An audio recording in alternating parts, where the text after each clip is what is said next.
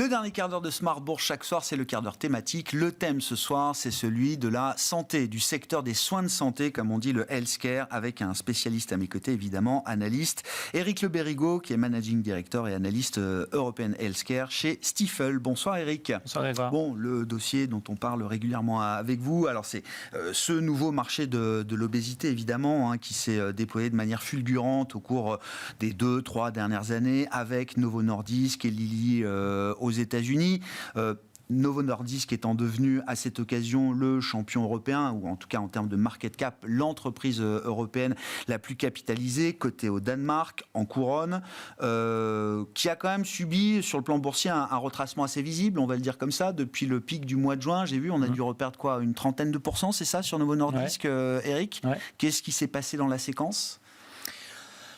Alors, une absence de news flow déjà, rien de très nouveau de leur côté, pendant que les concurrents, eux, continuaient à présenter des résultats, alors certes phase 2, donc intermédiaire, ils sont encore à 3-4 ans du marché, mais bon, ils ont fait le buzz, les petits depuis un certain temps, des plus gros qui sont arrivés, des Roche, des Astra, donc là on a des capacités d'investissement qui sont évidemment plus fortes, et puis Lilly qui a continué, lui, à avancer ses pions, on a eu des mises à jour sur la partie manufacturing qui était aussi un élément clé. Donc Lilly est sorti de la restriction de limitation de production aux États-Unis en premier, donc avec un mois d'avance, ça lui a donné un petit coup de boost par rapport à Novo.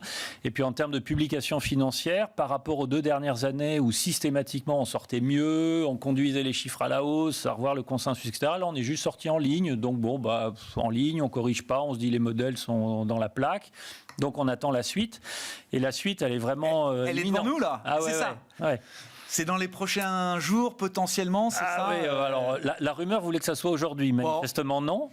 Mais moi, j'ai entendu autour du 14 décembre un autre analyste ou Jérôme disait ça il y a quelques jours. Mais bon, dans les prochains jours, on aura donc quoi ? Des résultats d'études cliniques importantes autour du nouveau médicament de Novo, c'est ça, hein ? C'est ça. Alors, il faut que Novo, maintenant, il emmène la barre plus haut. Donc, le fameux sémaglutide, il va être combiné avec une autre molécule, un 2 en 1. Pour lequel on attend une perte de poids moyenne. Alors le chiffre magique autour duquel les attentes c'est moins 25. Donc si on est à 25 ou au-dessus en termes de perte de poids, c'est probablement le meilleur produit de sa catégorie. Et donc à ce moment-là, Novo reprend l'avantage sur Lilly. Et la guerre un peu comme on a eu dans le diabète pendant très longtemps se mettrait en place dans l'obésité. Ça rassurerait sur pas mal d'aspects, la pression sur les prix, la concurrence des autres, enfin voilà, s'ils emmènent la barre, parce qu'aujourd'hui Lilly avec son produit, il est à peu près à 22-23. Donc il faut être, en fait 25, ça me paraît un petit peu juste. Pour être confortable, il faut être au-dessus de 26. D'accord. Plus des éléments sur la qualité de poids, le fameux ratio entre perte de graisse versus perte de muscle, etc. Enfin bon, s'il peut y avoir quelques autres petits avantages sur les populations, les diabétiques, les prédiabétiques, etc. Là vraiment, Novo montrerait qu'il est à nouveau dans le siège du leader, qui drive la tendance, et là on est tranquille. Si on est en dessous, là il faudra peut-être s'inquiéter sur un risque de perte de statut qui serait plus structurel, parce que derrière ça, le point d'étape suivant, il est quand même assez loin. Donc, c'est important pour eux d'avoir ce produit de nouvelle génération. C'est un vrai moment de vérité là, qu'on n'a pas vu peut-être depuis quelques temps chez Novo. Enfin, au-delà de 25% de perte de poids, enfin, où est-ce qu'ils voient la limite ? C'est-à-dire, on est déjà dans quelque chose où on a repoussé les limites déjà très très loin ?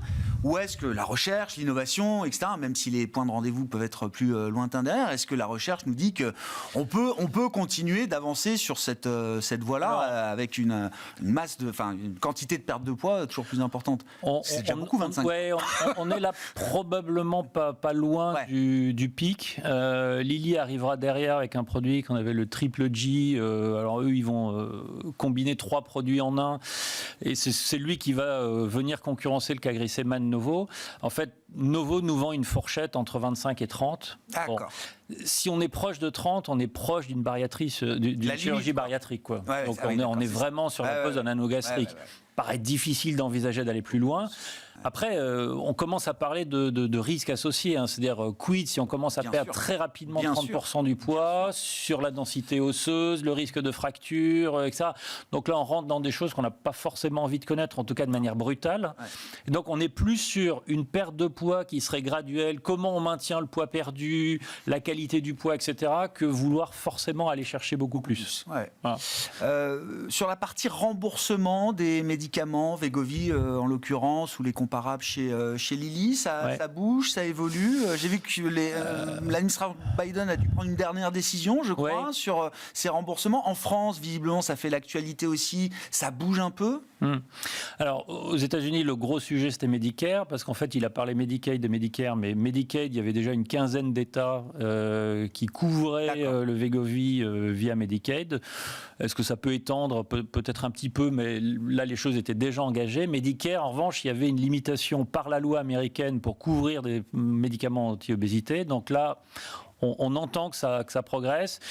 Ils vont y aller probablement étape par étape pour ne pas faire exploser le système. On sait que s'ils ouvrent trop fort...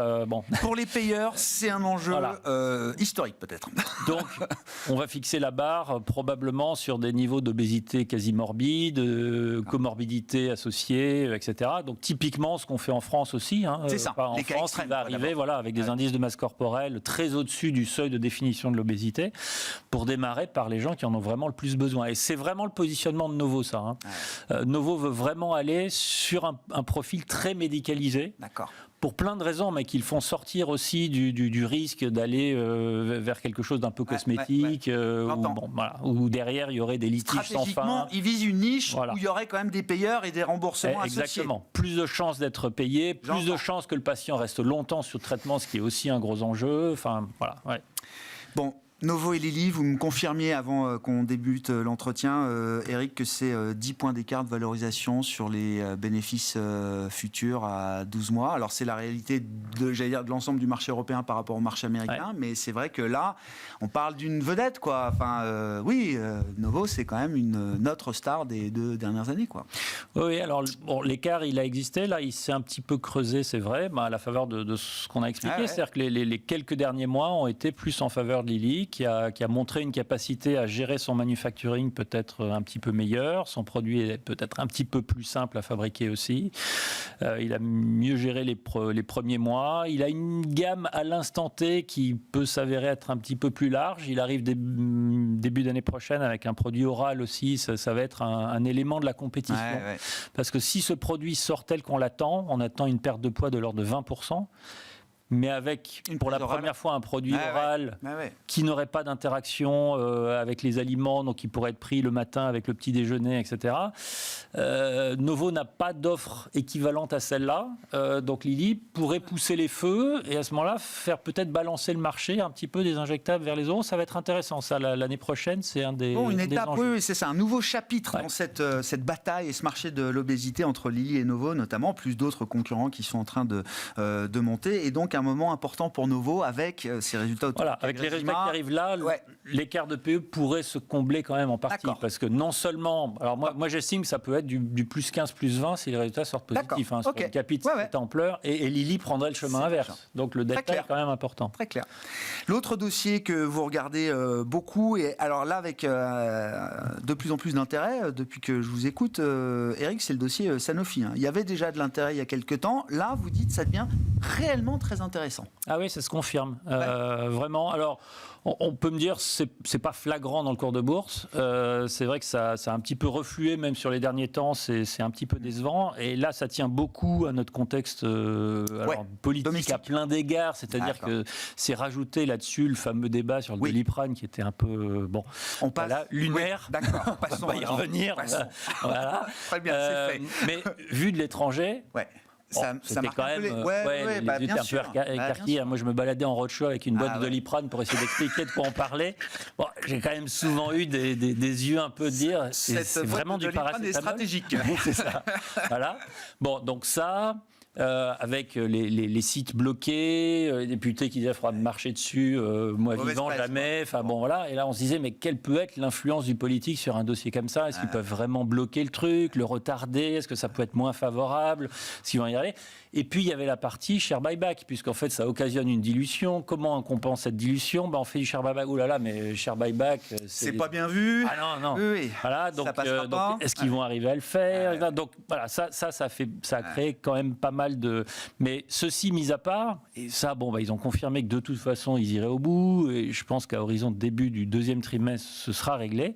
Le New Sanofi, si on l'appelle comme ça, celui qui va poursuivre avec la partie vraiment médicaments de prescription et vaccins, celle-là, elle est vraiment en forme et elle est en train d'opérer un revirement avec une vraie innovation, ce qu'on attend depuis des années. Un cycle de R&D, quoi. Voilà, un vrai cycle de R&D. Exactement. Ouais. Voilà. Et là, les données, je ne pense pas qu'on se soit vu depuis la publication au cœur du mois de septembre des données de phase 3, donc du premier des 12 candidats qu'ils ont annoncé être des futurs blockbusters d'ici à la fin de la décennie, un traitement de la sclérose en plaques. Pour la première fois, on a un traitement qui peut apporter une solution aux formes dites progressives de la sclérose en plaques pour lesquelles on n'a rien. 30% de bénéfices. Nous, les neurologues avec lesquels on discute, ils nous disent que c'est possiblement 25 à 30% des patients qui pourraient être traités par ce produit-là, qui pourraient se trouver sans compétition. Ah ouais. Et 30% de ce marché, c'est un produit possiblement à 5, 6, 7 milliards. C'est ça. En tant que tel déjà, ça ferait une différence s'ils arrivent à créer ça. C'est le premier de 12. Donc, ça donne un petit peu de confort. Le deuxième, il arrive en 25. Donc, on a un groupe qui se recentre, qui devient pure play sur la pharma. Au moment où il est capable d'amener un peu plus de gros produits, c'est ce qui lui manque pour tirer ses marges à la hausse. Il y a toujours un programme pour serrer un petit peu les coûts, faire attention, etc. Et le marché n'a pas encore escompté l'idée que le statut de Sanofi pourrait être différent demain? Non. On a un PE de 11 pour une croissance de 11. C'est le seul PEC de 1 qu'on ait avec une première échéance de brevet en 31. C'est pas comme si on avait aussi un risque à court terme. Donc, bon. Sanofi, un dossier pour 2025 à suivre, à surveiller, et pourquoi pas à regarder un peu plus encore. Merci beaucoup Eric, merci d'avoir été avec nous pour évoquer ces deux enjeux là autour de l'obésité, Novo Nordisk, et puis le nouveau Sanofi, le New Sanofi comme vous l'appelez aujourd'hui, focalisé sur les médicaments de prescription. Eric Le Berrigaud, Managing Director et analyste European Healthcare chez Stifel, était l'invité de notre quart d'heure thématique ce soir.